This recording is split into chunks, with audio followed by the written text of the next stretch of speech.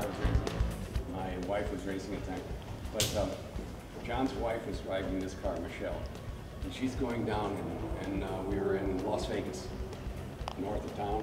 And she's driving on a new track there, and she's going crazy. She just, really, she's way ahead. This is the first time she's driven in a race. She's way ahead. She goes across the last lap, and she pulls over. And I go down there and I say, what in the hell are you doing? You had the race won, all you had to do was finish it. She hands me the steering wheel. I mean, we had all the Ferrari mechanics in the world here, and BMW guys. We had to get somebody from Cooper. We had to get those guys, because they thought they could machine 2 pieces of aluminum so carefully that it wouldn't have to put a gasket in it. And it was always puking water.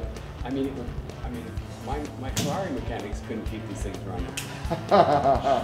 So we had them with, it was so funny, she goes at that, had the race won.